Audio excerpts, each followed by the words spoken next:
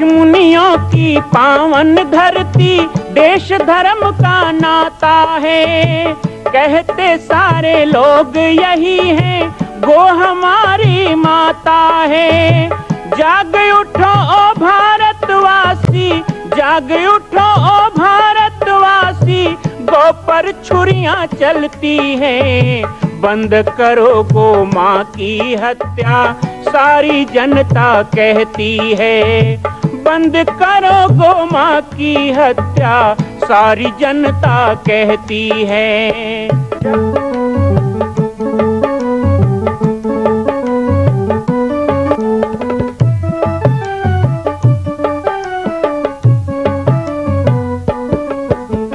जगह जगह पर बूचड़ खाना, लाखों गौएं कटती हैं।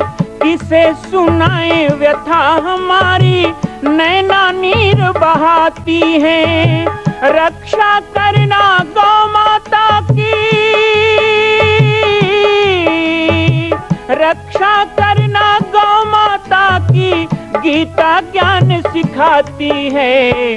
बंद करो गो माँ की हत्या, सारी जनता कहती है। बंद करो गो माँ की हत्या, सारी जनता कहती है।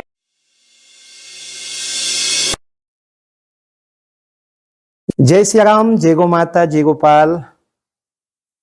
आज सर्वसिद्ध शक्तिपीठ श्री जामरी पाटेश्वर धाम से मुझे आप सबके सम्मुख कुछ विषय रखने के लिए आना पड़ा। जैसा कि आप सभी जानते हैं कि पूरे विश्व में भगवान राम के लाखों मंदिर हैं, पर छत्तीसगढ़ में जिसने जन्म लिया, ऐसी गौरवमयी छत्तीसगढ़ की बेटी माता कौशल्या का एक भी कोई विशाल मंदिर नहीं है। ये 15 वर्षों से श्री जामरी पाटेश्वर धाम, जिला बालोद, छत्तीसगढ़ में मां कौशल्या का मंदिर बन रहा है। 3 मंजिल का 108 फीट ऊंचा, 65 फीट चौड़ाई और 136 फीट लंबाई का यह मंदिर, जिसकी क्षमता लगभग 10,000 लोगों के बैठने की होगी। इस मंदिर के निर्माण को राजस्थान के ठोस पत्थरों से किया जा रहा है।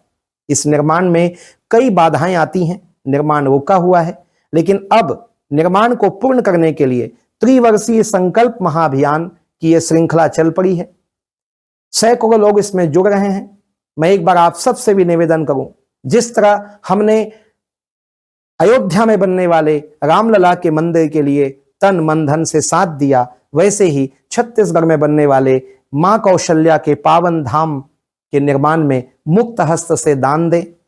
3 साल के लिए आप एक निश्चित राशि का संकल्प करके हमारे नीचे चल रहे मोबाइल नंबर पर व्हाट्सएप करें।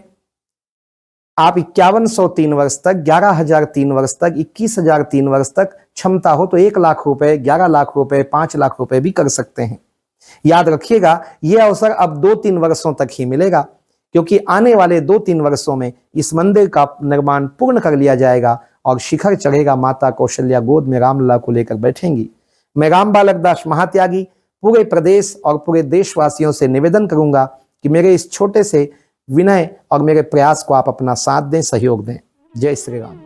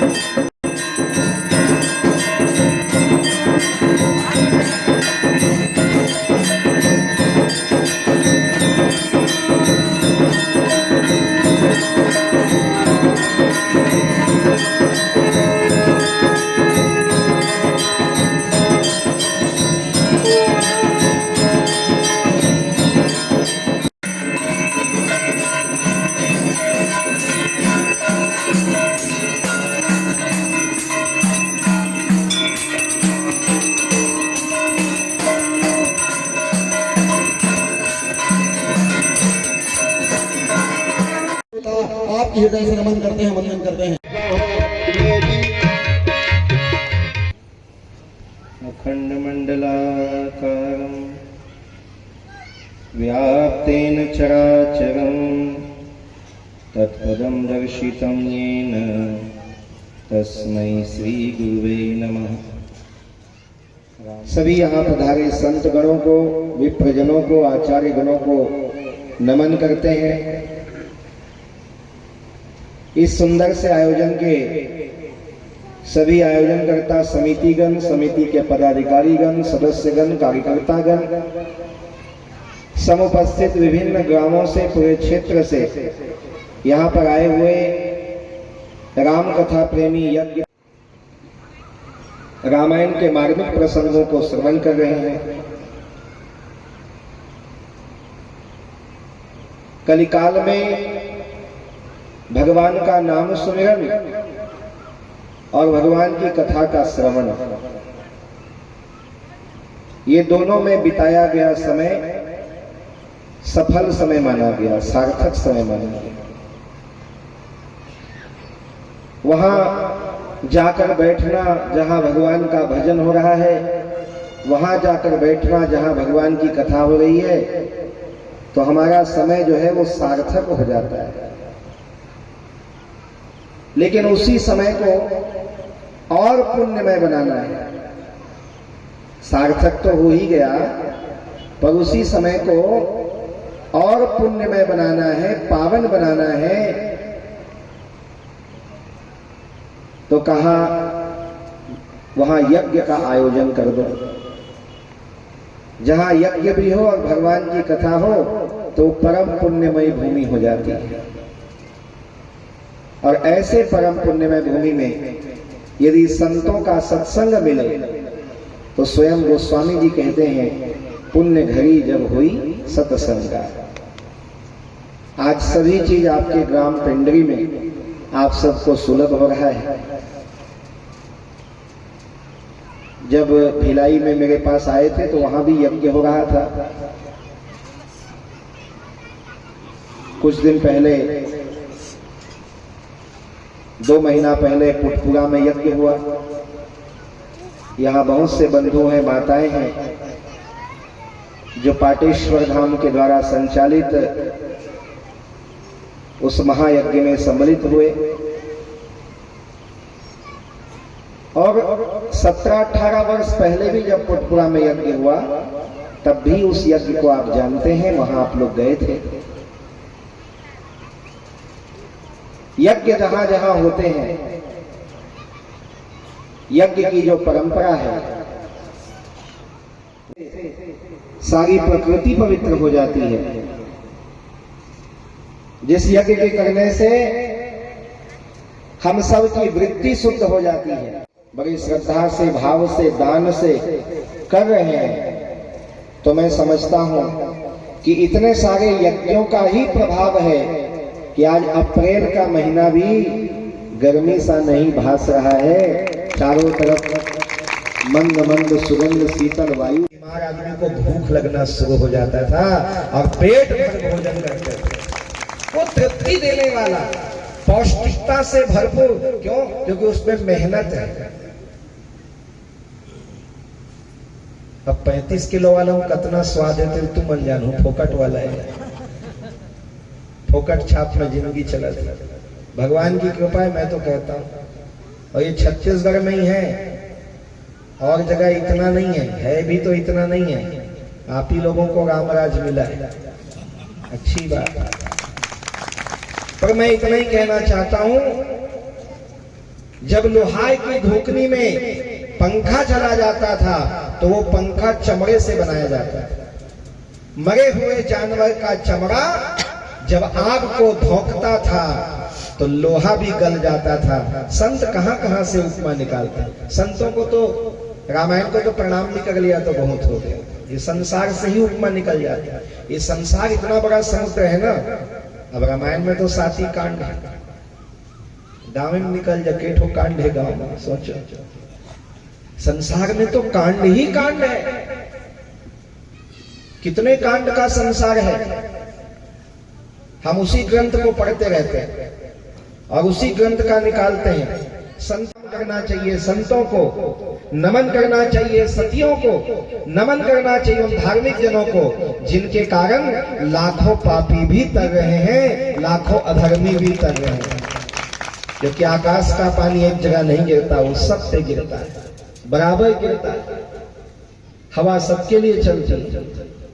ये संसार का सृजन, संसार का अनुपालन और संसार का विलय ये धर्म के लिए होता है, अधर्म के लिए नहीं होता। अधर्म के मार्ग में चलने वाला सोचता जरूर है कि मैं पाप करूं तो भी तो जी लूंगा, अन्याय करूं तो भी तो जी लूंगा। कभी सत्संग में आके बैठो तो समझ में आएगा, अन्याय करने वाला जी भी रहा है तो मुर्दे के समान जी रहा है। ऐसा जीना जीना नहीं होता है। रामचरितमानस में भी गोस्वामी तुलसीदास जी ने 14 प्रकार के मुर्दे बताए। जीवित 100 समान इहि प्राणी। कौन कौन लोग जीते जी मुर्दे के समान हैं, तो उनके बारे में बताया कि जो गृहस्थ में रहकर भी गृहस्थ धर्म का पालन नहीं करता, जो सन्यासी सन्यास में रह के भी गृहस्थ में मन लगा लेता है, जो असत्य का आचरण करता है, जो जीवों की हत्या करता है, जो मांस का भक्षण करता है, जो शराब पीता है, जो नाना प्रकार के गुरुजनों का और माता पिता का अपमान करता है, जो धर्म ग्रंथों का सम्मान नहीं करता, जो सूर्य को प्रणाम नहीं करता, जो देवी देवताओं का आदर नहीं करता, ऐसे कर्मच्युत वेदच्युत नीति निगम से विरत हुआ व्यक्ति जीते जी मुर्दे के समान है। जी तो रहा है लेकिन उसके जीने का कोई अर्थ नहीं है। तो जो पापी व्यक्ति सोचता है कि पुण्य करने वाला भी जी रहा है, हम भी जी रहे हैं, तो फिर पुण्य क्यों करें, धर्म क्यों करें? धर्म के रास्ते में चलने में और अधर्म के रास्ते में चलने में यही अंतर है। मैं आज थोड़ी सी चर्चा इस विषय में करूं क्योंकि आज आप लोग बहुत बड़ा धर्म का काम कर रहे हैं, यज्ञ का कर्म कर रहे हैं। यज्ञ सबसे बड़ा धर्म का कर्म है कलयुग में। यज्ञ से बड़ा कोई पुण्य कर्म नहीं, यज्ञ से बड़ा कोई धर्म कर्म नहीं। आप यज्ञ जैसा धर्म कार्य कर रहे हैं। वास्तव में धर्म के बारे में जब शास्त्रों ने सिद्धांत बनाया तो कहा हमारी जो धारणा है ना वही धर्म है। जब व्यक्ति धारणा बना लेता है कि मैं कुछ भी करूं मुझे कोई फर्क नहीं पड़ता, तो वो अधार्मिक हो जाता है, वो धर्म पथ से अलग हो जाता है। और जब व्यक्ति समझ लेता है कि धर्म ही मेरा पालनहार है, मैं धर्म पे ही टिका हुआ हूं, तो वो धर्म का कार्य करने लगता है, उसकी वो धारणा धर्म कहलाती है। धर्म के बारे में कहा गया धर्मो धार्यते जगत। ये संसार को धारण करने वाला कौन है?